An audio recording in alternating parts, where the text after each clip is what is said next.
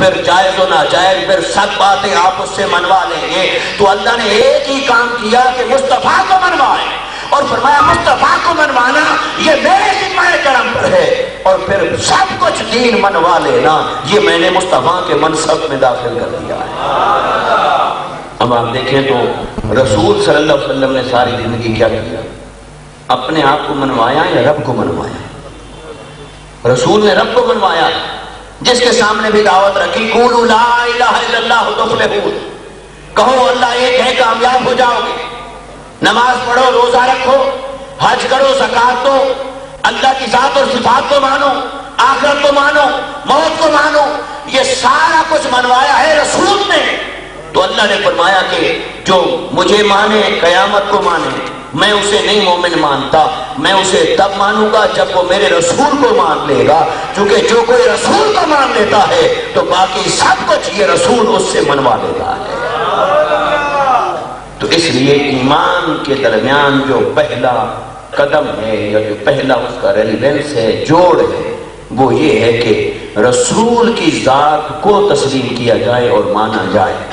تو رسول کی ذات کو جب کوئی مان لیتا ہے، اس کی رسالت پر ایمان لائے، نبوت پر ایمان لائے، اس کی اہمیت پر ایمان لائے، تو پھر اللہ تبارک و تعالیٰ اس رسول کے ذریعے سے پھر باقی احکام کو منوا لیتا ہے۔ ایسے ہی ہوا، آپ دیکھ لیں نماز کو اللہ رب العزت نے قرآن میں کتنے مقامات پر ذکر فرمایا، اقیموا الصلاۃ، نماز پڑھو، نماز پڑھو، وقت پر مقرر ہے، ہر مومن پر، مسلمان پر، مرد پر، عورت پر، لیکن اس نماز کا طریقہ اللہ نے پورے قرآن میں کہیں بولی نہیں دیا۔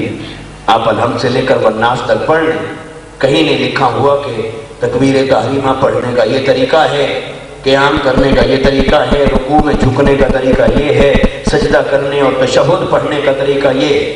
یہ اللہ تبارک و تعالیٰ نے نہ تو نماز کی رکعت کا بیان فرمایا، نہ نماز کے فرائض اور ارکان کا ذکر کیا، نہ واجبات کا، نہ مکروہات کا، نہ اس کے اندر ممنوعات کا، نہ مفسدات کا، کسی شے کا ذکر اللہ نے نماز کا قرآن میں نہیں کیا۔ کیوں؟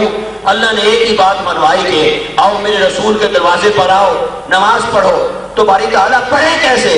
فرمایا میرا کام تھا نماز کا حکم دے کر تمہیں رسول کے دروازے تک بھیج دینا، نماز پڑھانا اور سکھانا میں نے مصطفیٰ کے ذمہ لگا دیا۔ یہ اگلا کام مصطفیٰ کے ذمہ لگایا۔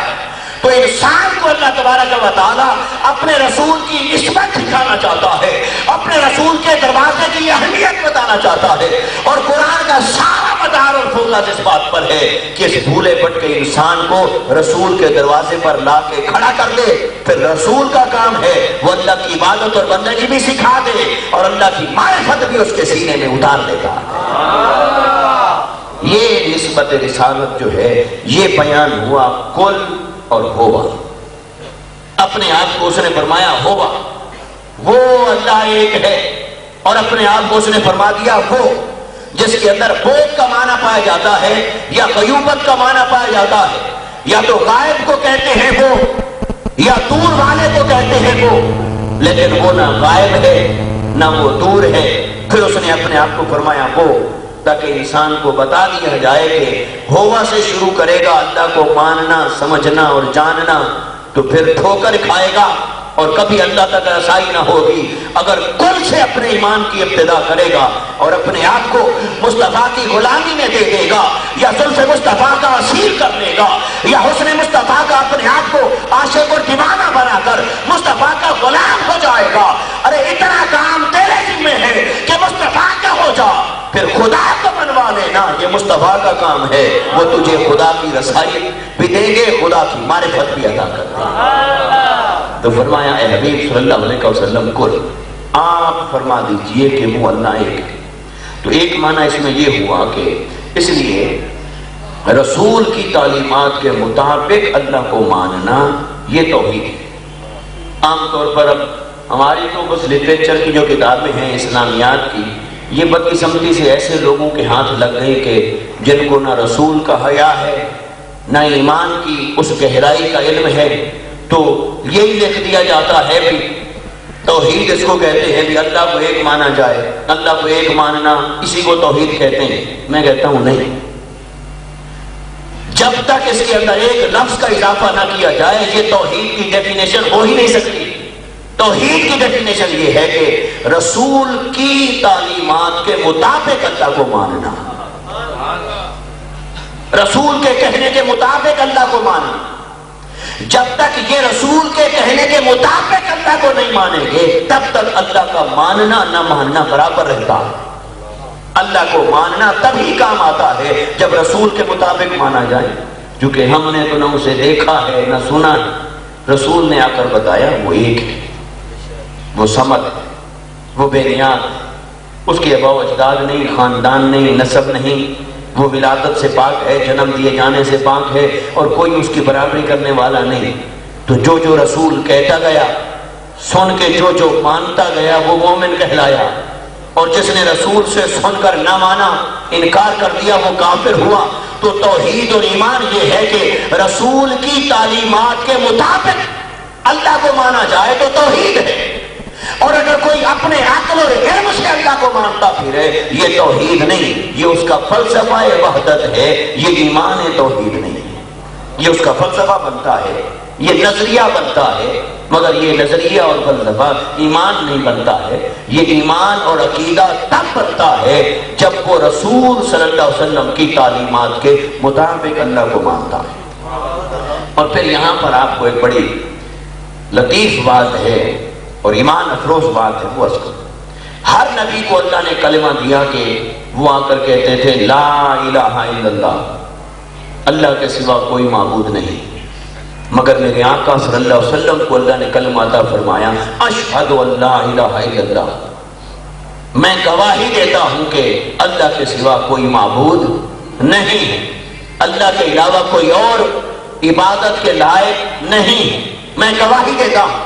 یہ اشہدو کا لفظ جو ہے سابقہ انبیاء کرام کے کلمہ میں نہیں تھا، یعنی ایک تو وہ کلمہ ہوتا ہے نا جو نبی امت کو عطا کرتا ہے، ایک تو وہ کلمہ ہوتا ہے، اور ایک وہ کلمہ جو خود نبی پڑھتا ہے۔ تو ہر نبی نے جو کلمہ پڑھا وہ اتنا تھا لا الہ الا اللہ، لیکن میرے مصطفیٰ نے جو کلمہ پڑھا اور پھر امت کو عطا فرمایا اپنے ذریعے سے وہ ہے اشہد ان لا الہ الا اللہ، میں گواہی دیتا ہوں کہ اللہ ایک ہے۔ اب یہ اشہدو کا لفظ جو ہے یہ شہادت سے ہے، گواہی، اور یہ مشاہدہ سے، گویا اللہ تبارک و تعالیٰ نے سب انبیاء کو بھیجا اور ان انبیاء کی طرف وحی نازل فرمائی کہ میرے جیسا کوئی نہیں، میں معبود ہوں، میرے علاوہ کوئی اور نہ عبادت کے لائق ہے، نہ پوجے جانے کے قابل ہے، نہ سجدے کے قابل ہے، نہ جھکنے کے قابل ہے۔ یہ اللہ ان کو بتاتا رہا، فرماتا رہا، وہ آ کر سن کر گواہی دیتے رہے کہ اس جیسا کوئی نہیں ہے۔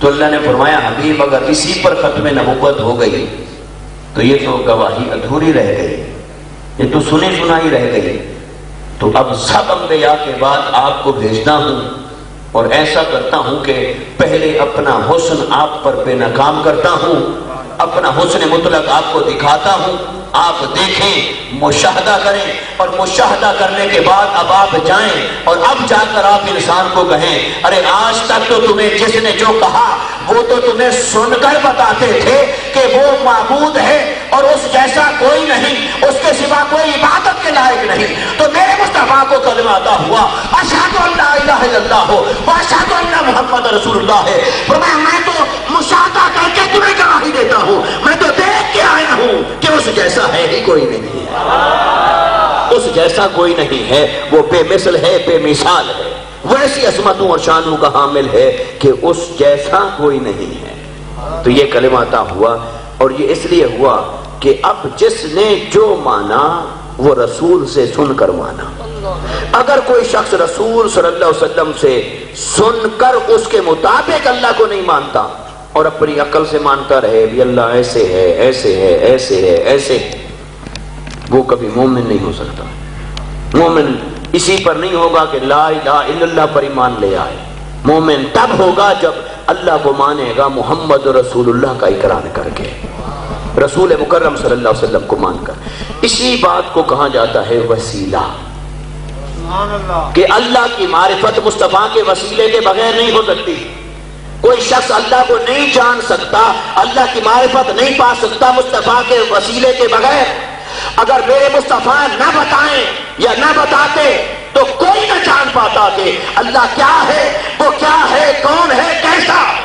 یہ سب کچھ اللہ نے فرمایا کہ حبیب کل یہ انسان تو اپنی عقل اور علم سے نہیں جان پائے گا، آپ جا کر اس انسان کو بتا دیجئے کہ جس پتھر کے سامنے تم جھکتے ہو یہ خدا نہیں، یہ معبود نہیں، یہ معبود ہونے کے قابل نہیں۔ آؤ میں تمہیں اس اللہ کی بات بتاتا ہوں جس کے حسن کا میں مشاہدہ کر کے آیا ہوں، اور میں تمہیں بتاتا ہوں وہ ایسا ہے کہ یاد ہے، وہ ایسا ہے کہ سمد ہے، وہ ایسا ہے کہ لم یلد ولم یولد ہے، وہ ایسا ہے کہ ولم یکن لہ کفوا احد کی شان کا مالک ہے، اس جیسا ہے ہی کوئی نہیں۔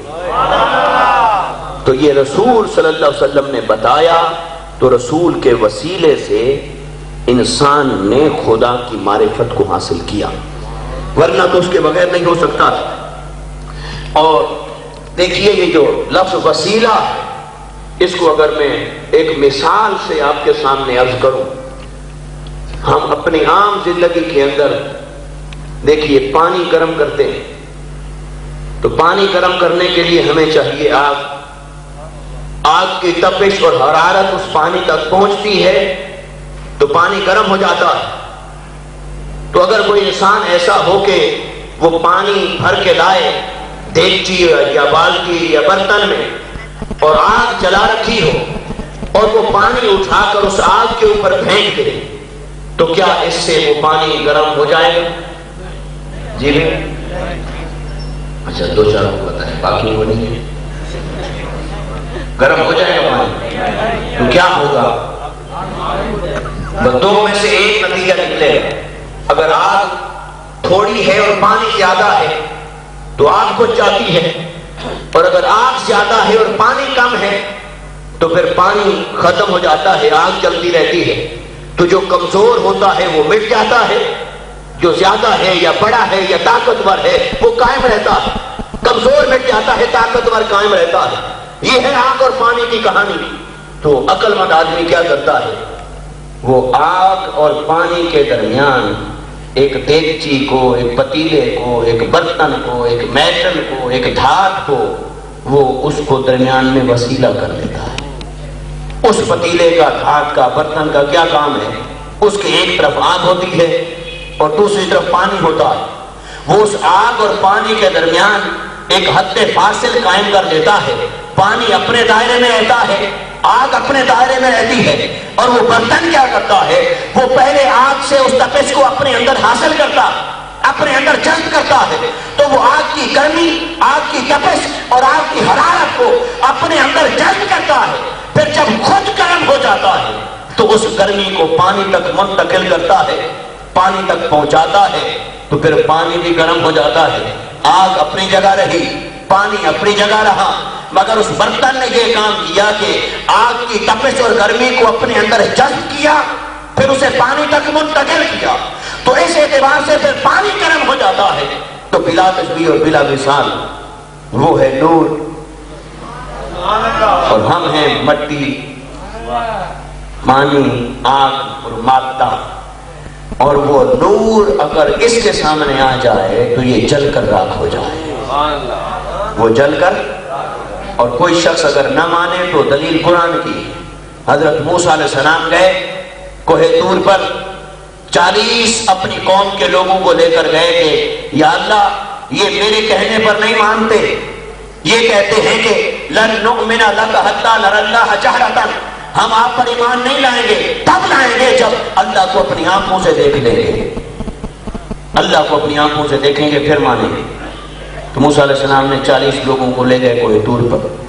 اللہ سے عرض کی باری تعالیٰ اب تو مہربانی فرما، میرے کہنے پہ تو یہ مانتے نہیں، تو ان کو اپنا آپ دکھا، تو اپنی تجلی کرا تاکہ یہ تجھے دیکھیں اور پھر مانیں۔ تو اللہ تعالیٰ نے اپنے نور کی تجلی فرمائی، تو وہ 40 کے 40 لوگ وہ دنیا پانی سے رخصت ہو گئے، مر گئے، مٹ گئے، نہ ان کا جسم رہا نہ روح رہی، سب کچھ ختم ہو گیا، فوت ہو گئے۔ اور موسیٰ علیہ السلام کیا ہوئے؟ تھوڑا سا بے ہوش ہوئے، تھوڑا سا۔ یہ فرق ہوتا ہے نبی میں اور امتی میں۔ تھوڑا سا بے ہوش ہوئے اور زمین پر تشریف لائے، غشی طاری ہوئی، جب ہوش آیا تو عرض کی توبہ کی پہلے تو کہ باری تعالیٰ میں نے ایسا مطالبہ تیری بارگاہ میں رکھا جو تیری شان کے لائق نہیں تھا، جو میں نہ رکھتا، مگر یہ کہ رکھ دیا۔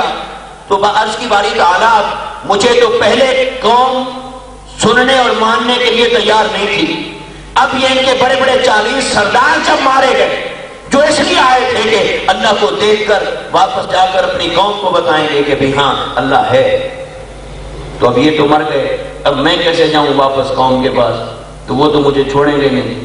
تو عرض کی کہ باری تعالیٰ ان کو زندہ کر، تو اللہ تعالیٰ نے موسیٰ علیہ السلام کی دعا پر ان 40 لوگوں کو پھر زندہ فرما دیا۔ اب یہ یہاں پر قرآن مجید کی یہ جو دلیل ہے یہ حضرت موسیٰ علیہ السلام اور ان کی امت کا واقعہ ہے۔ تو کیا ہوا؟ اللہ تبارک و تعالیٰ کا نور، اللہ کا جلوہ جب اس انسان کے سامنے آیا تو نہ یہ انسان رہا، نہ اس کی